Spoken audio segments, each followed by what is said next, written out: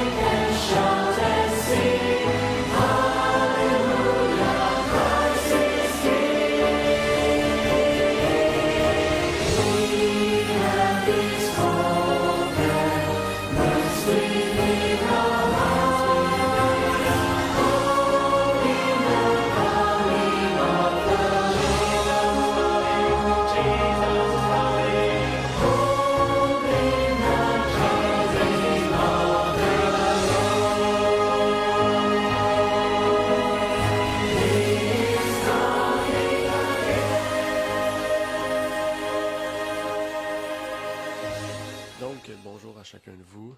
J'espère que vous allez bien en ce sabbat matin. Donc, aujourd'hui, pour faire suite au chapitre de Matthieu 24, nous allons partager ensemble aujourd'hui le verset 9 et 10 du chapitre 24 de Matthieu. Et le titre du message s'intitule « La persécution des chrétiens ». La persécution des chrétiens. À travers toute l'époque des chrétiens de l'histoire, et même des fidèles serviteurs du Christ à travers l'Ancien Testament, eh bien, la persécution a fait partie intégrale de leur ministère. Et aujourd'hui, nous allons donc partager ensemble cela, traverser un peu l'histoire de la chrétienté pour arriver à notre époque aujourd'hui. Est-ce possible qu'aujourd'hui, nous puissions subir encore une fois cette persécution, qu'elle soit physique, mentale ou spirituelle? Eh bien, c'est la question que nous allons essayer de répondre aujourd'hui à la lumière de la parole de Dieu. Pour débuter, nous allons voir et relire ensemble versets 9 et 10 du chapitre 24 de Matthieu qui nous dit « Alors ils vous livreront pour être tourmentés, et ils vous feront mourir, et vous serez haïs de toutes les nations à cause de mon nom. Alors, aussi plusieurs se scandaliseront et se trahiront les uns les autres et se haïront les uns les autres. » Commençons par une courte prière. Notre Père qui est aux cieux, nous aimerions te remercier pour l'opportunité que tu nous permets de pouvoir partager ce message, Seigneur, sur ce sujet et ce chapitre particulièrement de ton évangile à Matthieu, dans Matthieu. Et bien que tu puisses bénir chacune des personnes qui sont présentes et que tu puisses permettre, Seigneur, que et bien par ce message, ton esprit puisse travailler en nous et nous rendre toujours plus fidèles à ta parole, Seigneur. Et bien c'est ma prière pour ces choses au nom de ton Fils Jésus-Christ. Amen. Donc, À travers les siècles, comme j'ai pu dire tout à l'heure, à travers les siècles de la chrétienté, la persécution a sévi et ne s'est point arrêtée. À l'époque des apôtres, nous pouvons remarquer à travers l'Évangile plusieurs persécutions. Nous pourrions commencer avec tout d'abord le martyr, le premier martyr, Jésus-Christ, et même un peu plus tôt euh, le, leur cousin de Jésus-Christ, Jean-Baptiste, qui a été euh, décapité par le roi Hérode, et, euh, et par la suite Jésus-Christ, bien sûr, qui a été crucifié sur la croix et ressuscité. Mais si nous continuons un peu l'histoire, nous pouvons faire face à d'autres histoires dans le Nouveau Testament, particulièrement dans le livre des Actes, qui est, on pourrait dire, une des seules, un des seuls livres historiques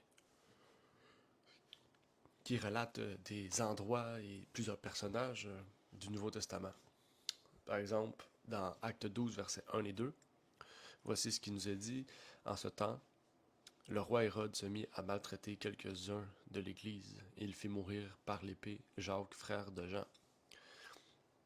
Donc on voit encore ici Hérode, qui n'est pas le même Hérode de l'époque de Jésus, bien sûr, c'est son fils. Eh bien, nous pouvons retrouver ici Jacques, qui a été, on ne sait pas s'il a été décapité, mais du moins on sait qu'il fit mourir par l'épée Jacques, et ça dit maltraiter quelques-uns de l'Église. Donc Jacques n'était pas que le seul qui fut maltraité, mais d'autres parmi ces personnes chrétiennes ont été maltraitées aussi. Un peu plus loin, on peut retrouver dans Acte 22, verset 20, « Et lorsque le sang d'Étienne, ton martyr, témoin, fut répandu, j'étais moi-même présent, consentant à sa mort et gardant les vêtements de ceux qui le faisaient mourir. » Donc on voit ici, désolé, qu'Étienne aussi a été maltraité et considéré comme un martyr, donc persécuté. Dans Acte 26, verset 10, on nous dit « C'est aussi ce que je fis à Jérusalem. Je mis en prison plusieurs saints, ayant reçu ce pouvoir des principaux sacrificateurs, et lorsqu'on les faisait mourir, j'ai donné mon suffrage. » Et dit ici « Je mis en prison plusieurs saints. » Ici, on parle de Paul. Donc, on voit que la Bible nous relate certains personnages importants de la parole de Dieu, de l'histoire chrétienne plutôt. Et elle nous relate aussi d'autres histoires qu'on ne connaît pas, mais qu'on sait. Ils ont été martyrisés, ils ont été mis en prison, ils ont été torturés, ils ont été en fait persécutés. Même Paul aussi a été persécuté dans Acte 9, verset 23. On peut y lire. Quelque temps après, les Juifs délibérèrent de faire mourir Saul. Donc même Paul, depuis le début de son ministère, en fait, ils ont essayé de le tuer, de le persécuter. Un peu plus tard, même dans les apôtres, dans l'histoire chrétienne, les apôtres aussi, comme vous savez un peu si vous connaissez un peu la tradition, on dit que la plupart des apôtres ont été passés par la mort, martyr, et une grande persécution a sévi aussi à l'époque même de Paul. Dans Actes, on peut relater aussi quand les amis de Paul, qui étaient poseurs de tente, ont dû quitter l'Italie. En fait, c'était à l'époque de Néron, de 54 à 68, qui a décidé par sa brutalité, puisque il était considéré comme un dirigeant brutal et responsable, vraiment méchant. Il a été célèbre en fait pour avoir persécuté les chrétiens et les avoir mis dehors de l'Italie en brûlant beaucoup de choses, en détruisant une grande partie de Rome pour la reconstruire. Et en fait, il était même connu aussi pour amener les chrétiens à participer à des combats de gladiateurs, à se faire dévorer par des lions et toutes sortes de choses. En fait, même il était considéré comme utilisant les crânes des chrétiens morts pour en faire des lumières. Des lumières. Donc, si on connaît un peu ce personnage-là, même plusieurs diraient que c'est Néron qui a tué Paul et Pierre. Plusieurs commentateurs protestants comme Adam Clarke, connu aussi comme étant utilisé par les pionniers, eh bien, aurait aussi eh bien, témoigné en cela. En fait, on n'a pas beaucoup de preuves en cela, mais on sait, d'après la tradition, que tous les apôtres, mis à part Jean, ont passé par la persécution. Même Jean, dans un certain sens, euh, par le fait même qu'il a été envoyé à Patmos, révèle la mission principale des Romains et des Juifs, à vouloir le réduire au silence. Patmos était réputé comme une île où les plus grands prisonniers de l'histoire, du moins de l'histoire à l'époque de Jean, étaient placés.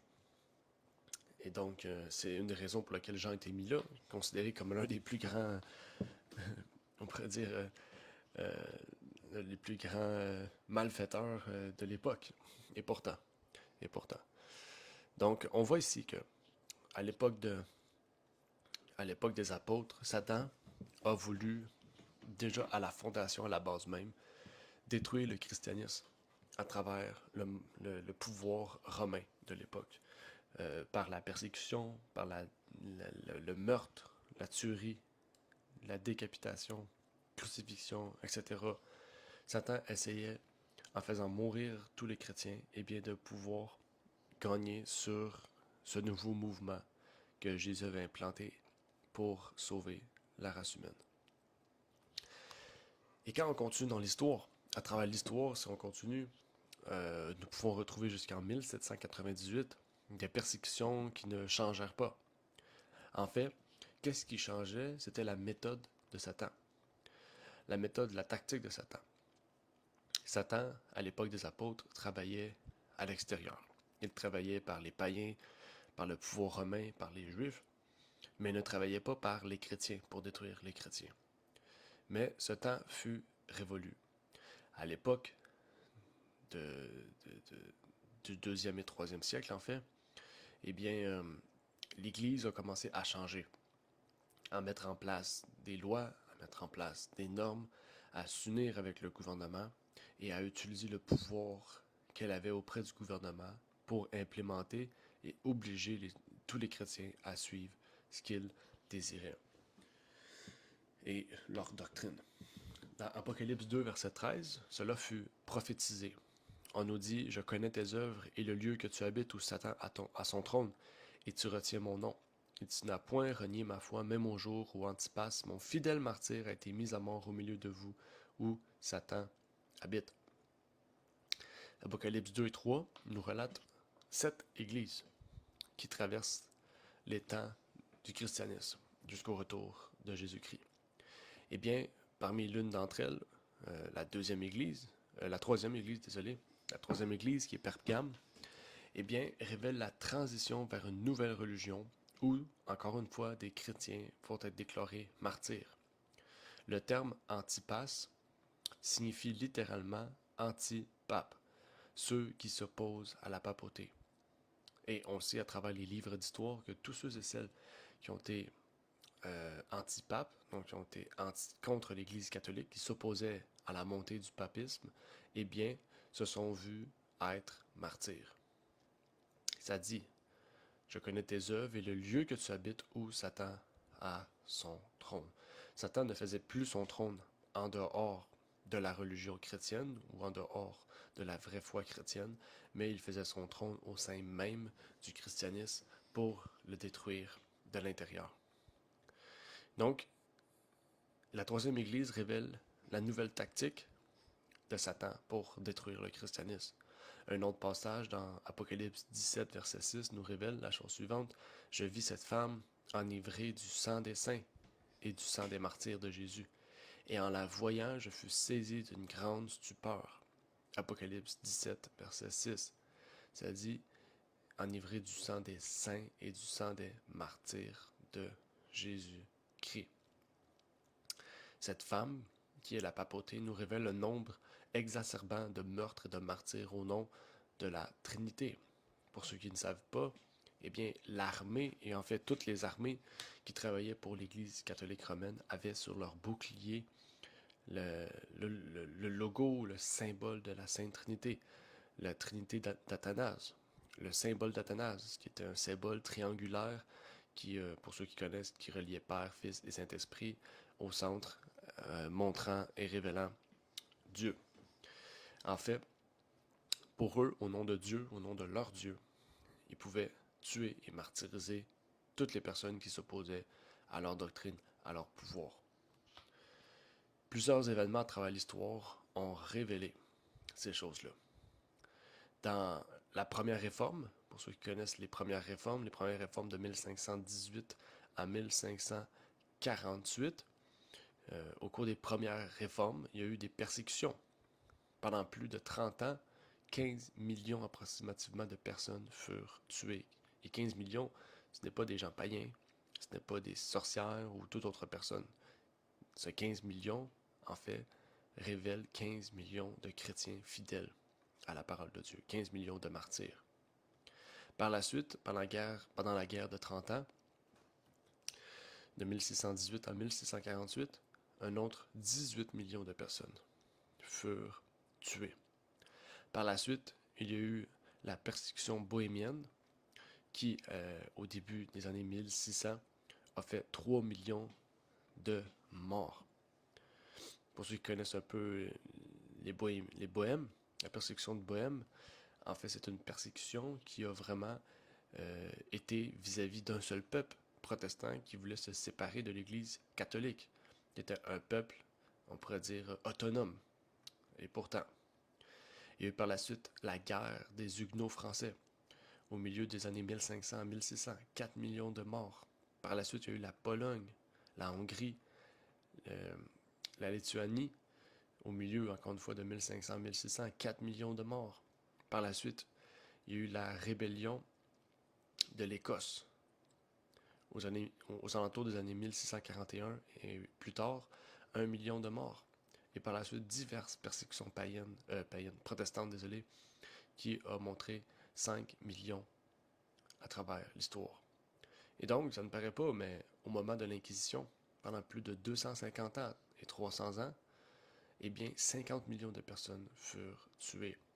Et ça, on peut retrouver cela dans le livre de Uriah Smith, un livre de nos pionniers, et même dans la plupart des écrits des historiens modernes ou anciens. Même aujourd'hui, les gens arrondissent là plutôt vers peut-être 75 millions, peut-être 100 millions, mais le chiffre de 50 millions déjà révèle la grandeur destructeur de l'Église catholique romaine par l'entremise de Satan, le grand dragon. On voit que Satan ne s'est pas arrêté à l'époque des apôtres. Jusqu'en 1798, Satan a tenté de détruire le christianisme, de persécuter les chrétiens. Maintenant, la question qu'on pourrait se poser, si nous sommes à la fin des temps, depuis 1798, pourquoi la persécution aurait-elle cessé? Est-ce que la persécution n'a-t-elle pas changé d'aspect? Est-ce que la persécution n'est que sur une pause tempérée, le temps que la blessure mortelle guérisse? En fait, ce sont les questions vers lesquelles nous en allons répondre. Avant toute chose, j'aimerais pouvoir lire une citation de notre bien-aimé frère B.J. Wilkinson, un ancien pasteur adventiste et médecin. Dans son livre Truth Triumphant, la vérité triomphante, il dit: à partir de 1215, on observe une sévérité croissante de la persécution papale. Ça dit, cela est suivi par la propagation de l'Église dans le désert, dans tout le pays. Rappelez-vous, Apocalypse 12, verset 17.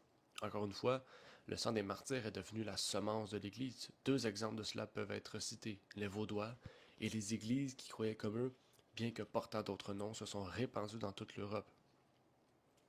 Mosheim a déjà été cité pour prouver que, avant l'époque de Luther, il y avait dissimulé dans presque tout le pays du continent, surtout en Bohême, en Moravie, en Suisse, en Allemagne, de nombreux peuples dont l'esprit, desquels les principes maintenus par les Vaudois, les Wycliffites et les Hussites étaient profondément ancrés. De plus, dans les chapitres précédents, on a retracé la propagation de la véritable Église à travers la Syrie, la Perse, l'Inde, l'Asie, la Chine et le Japon. Le christianisme s'est répandu à travers tout le continent de l'Eurasie, de l'Europe aussi et de l'Asie, et a reçu des persécutions à partir de 1215.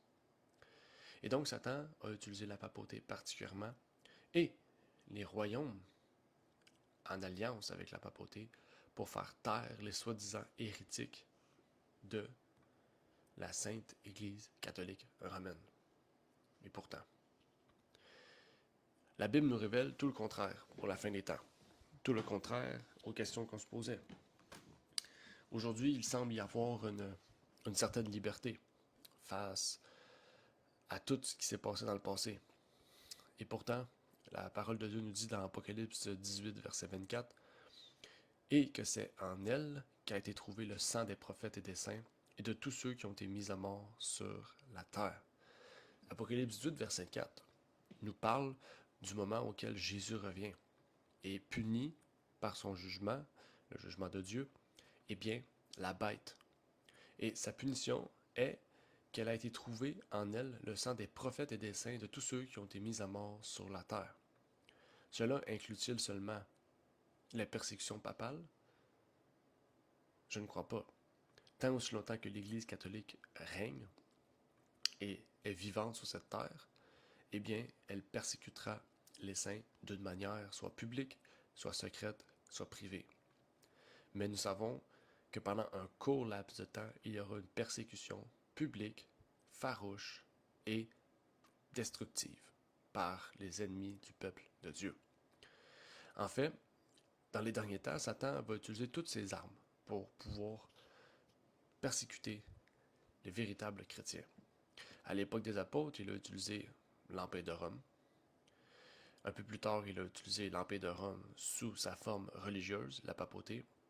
Et tous les royaumes, les 10 royaumes, les 10 cornes ou les 10 orteils, ont été déclarés l'armée de la papauté. La papauté est encore présente aujourd'hui. Quelle armée ou quelle arme pourrait-elle utiliser contre les chrétiens? Eh bien, aujourd'hui, elle a plusieurs modèles d'affaires, comme on pourrait dire. Elle a autant les royaumes qui seront soumis à ses pieds pour détruire physiquement les chrétiens, autant qu'elle a les médias, la publication, etc., etc. Mais la parole de Dieu va plus loin encore. Dans Apocalypse 17, verset 11, elle ne nous dit pas seulement qu'elle va être encore présente dans les différents cercles de la société ou religieusement, puisque en tant que telle, sa présence aujourd'hui n'est pas signe d'une persécution farouche, et pourtant, elle est secrètement, par intérim des Jésuites. Mais dans Apocalypse 17, verset 11, elle nous dit qu'elle reviendra de sa blessure mortelle. Elle nous dit, et la bête qui n'est plus, est elle-même un 8e roi. Elle vient des 7 et s'en va en perdition. Si on prend les 7 rois qui sont maintenant en jeu, nous prenons les 7 rois. 5 des royaumes n'existent plus aujourd'hui. Si nous prenons Babylone, Babylone n'existe plus. Si on prenons Médée-Perse, n'existe plus. Grèce n'existe plus. Un seul des royaumes parmi les 7 existe encore, et c'est la Rome papale qui est le 5e et le 6e royaume. Et pourtant, ce 5e royaume-là, qui est la papauté, eh bien, existe encore aujourd'hui, malgré que nous ne sommes plus sous ce 5e royaume-là, mais possiblement sous ce 7e royaume, ou ce 6e royaume. Eh bien, la question doit se poser. Est-ce qu'elle pourrait rétablir une inquisition moderne par l'entremise de nouvelles technologies, du contrôle de la vie privée des gens, pour avoir une emprise sur les gens? Dans Apocalypse 12, verset 17, on nous dit que le dragon s'irrita contre la femme et s'en alla faire la guerre au reste de sa postérité qui garde les commandements de Dieu et qui ont le témoignage de Jésus-Christ. Après que le dragon ait fait la guerre à la femme, elle va s'irriter contre le reste de sa postérité. Aujourd'hui, il y a un reste, et ce reste va subir une persécution tous ceux qui gardent les commandements de Dieu et qui ont le témoignage de Jésus-Christ. Il est dit qu'elle s'héritera contre sa postérité le reste. Quand nous sommes irrités, l'irritation est une colère. Et quand nous sommes en colère et que nous nous appelons la bête, eh bien, nous n'agissons pas comme Jésus-Christ a agi quand il était en colère.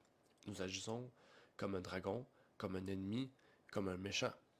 Et cette colère, eh bien, va s'en suivre par la violence, par la mort, par la persécution. Dans Apocalypse 13, verset 15, on nous dit « Et il lui fut donné d'animer l'image de la bête afin que l'image de la bête parlât. Et elle fit mettre à mort tous ceux qui n'adoraient pas l'image de la bête. » Nous comprenons que la première bête d'Apocalypse 13, qui est la papauté, utilisera la puissance. La puissance de l'armée, la puissance politique, la puissance économique, etc. des États-Unis d'Amérique pour faire mettre à mort tous ceux et celles qui n'adorent pas l'image de la bête et qui n'adorent pas donc la bête. Puisqu'on sait l'image de la bête, c'est la même image que nous avons pu retrouver dans Daniel 3 en lien avec l'adoration de la statue de Nebuchadnezzar. Donc nous comprenons qu'il y aura un retour des persécutions physiques. C'est ce que la servante du Seigneur nous dit aussi. Elle nous dit aussi que pour subir cette persécution-là, eh bien, il nous faut être considérés comme de véritables enfants de Dieu, des enfants fidèles dans le peuple du reste. Dans l'événement des derniers jours, à la page 173, elle nous dit « Le Seigneur m'a montré clairement que l'image de la bête fera son apparition avant la fin du temps de probation. Car elle constituera le grand test pour le peuple de Dieu. C'est Dieu qui décidera de la vie éternelle de chacun. L'image de la bête est notre test. L'image de la bête est notre test. La marque de la bête n'est que le fruit de cette image. Même chose pour Daniel 3. Les répercussions de Daniel 3 n'ont pas eu lieu quand le décret a été mis, mais quand la statue a été érigée. Eh bien, c'est la même chose pour cette image de la bête. Elle nous dit que Satan aussi a un arsenal de pièges pour détourner le peuple de Dieu et le contraindre à fuir toutes sortes de persécutions. Il nous dit, Satan, dans le même livre, à la page 114, possède 1000 batteries masquées prêtes à faire feu sur le loyal peuple de Dieu qui garde ses commandements afin de le contraindre à violer sa conscience. Satan utilise, ça dit ici, des milliers de batteries. Enfin ici, le message central du jour, c'est que Matthieu 24 nous révèle que depuis le début du christianisme et jusqu'en 1798, 97 désolé, les chrétiens ont été persécutés. Pourquoi Satan s'arrêterait à cette date-là? Satan ne s'est pas arrêté à cette date-là. En fait, il s'est concentré sur un autre plan, le plan final. Il a travaillé l'histoire en secret pour arriver au jour que nous sommes aujourd'hui et ramener en force cette bête, cette première bête, par la deuxième bête, qui est les États-Unis d'Amérique.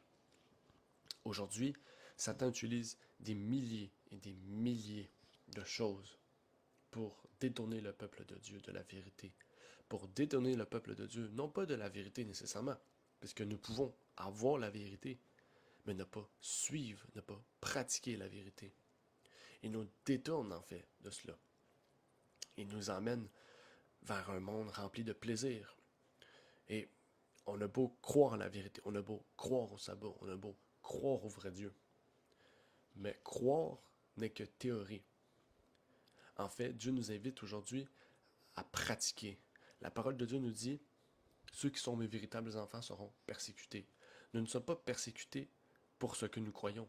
Nous sommes persécutés pour ce que nous pratiquons, car nous croyons. Nous sommes donc persécutés, non pas pour ce que nous disons croire, mais ce que nous faisons parce que nous croyons. En fait, qu'est-ce qui va révéler notre véritable foi? Et qu'est-ce qui va révéler que nous serons persécutés? N'est pas ce que nous disons, mais ce que nous pratiquons. Notre foi et va révéler nos fruits. Et nos véritables fruits vont révéler notre véritable persécution. Aujourd'hui, Satan travaille d'une façon, on pourrait dire, directe, sans atteindre à la vie physique. Satan utilise diverses manières aussi pour persécuter le peuple de Dieu. Il utilise le lynchage, l'incitation à la haine par les films, les chansons, les livres, etc. Il utilise l'arrestation, l'emprisonnement, la violence physique, peut-être la torture, le meurtre, l'exécution, la confiscation, la destruction de biens. Et nous allons toujours vers un monde beaucoup plus pire. Nous allons vers un monde auquel la violence contre un peuple va être de plus en plus flagrant. En fait, c'est le plan de la bête. Et on le voit aujourd'hui. On voit des religions, on voit des groupuscules d'individus qui sont attaqués personnellement sur ce qu'ils croient et pratiquent. Eh bien, qu'est-ce qu'il y en est pour nous? Que nous puissions tenir ferme, de la même manière que les apôtres ont tenu ferme, que tous ceux et celles, les Vaudois, etc., ont tenu ferme à travers l'histoire des persécutions chrétiennes de l'Église catholique, eh bien, sache que tout cela reviendra très bientôt. Ce sont des persécutions qui sont utilisées aujourd'hui et les persécutions physiques reviendront sous peu. Ce sera bientôt comme à l'époque des apôtres, à l'époque du protestantisme. Mais il faut se dire que ce n'est pas 600 000 ou 1 million de personnes qui vont nous atteindre. Aujourd'hui, nous sommes plus de 8 milliards sur cette planète. Et ce sera peut-être 8 milliards, peut-être un peu moins, contre un reste du peuple de Dieu. Donc, qu'est-ce qui fait la force? N'est pas le nombre. Pas parce que nous sommes 100 000 que nous sommes plus faibles que ces 8 milliards. Qu'est-ce qui fait la force? La servante et Jésus-Christ nous le disent. Qu'est-ce qui fait la force du peuple de Dieu? C'est l'unité dans la foi. En fait, une armée est forte non pas à son nombre, mais à son unité, à son efficacité et à son organisation et surtout à sa fidélité. Prenons toute l'histoire de l'Ancien Testament.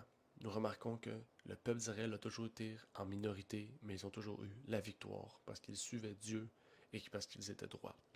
Que nous puissions demeurer fermes, demeurer droits et demeurer fidèles à notre Seigneur et Sauveur Jésus-Christ. Amen. Donc prions. Notre Père qui est aux cieux, nous aimerions te remercier pour cette opportunité que tu nous permets de pouvoir, Seigneur, partager ces choses. Peut-être que ces choses semblent difficiles à accepter, difficiles à voir, difficiles à concevoir, peut-être difficiles à accepter puisque nous craignons pour notre vie. Mais rappelons-nous les paroles de notre Sauveur qui a dit « Ne craignez point celui qui tue le corps, mais craignez celui qui tue l'âme. » Craignons plutôt notre Dieu, puisque notre Dieu est un Dieu pas puissant, un Dieu tout-puissant, qui va pas exterminer notre corps physique, mais exterminer notre âme et notre vie éternelle.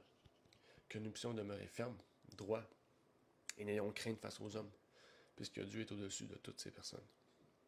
Que nous puissions demeurer droits face aux persécutions. Rappelons-nous des choses du passé, puisque le passé nous apprend plus sur l'avenir et sur le présent. Et que nous puissions, Seigneur, marcher encore unis. Marcher à un corps uni, ayant Jésus-Christ à la tête de ton Église, Seigneur. Puisses-tu donc nous bénir, nous exhorter. Et c'est ma prière donc pour ces choses au nom de ton Fils Jésus-Christ. Amen.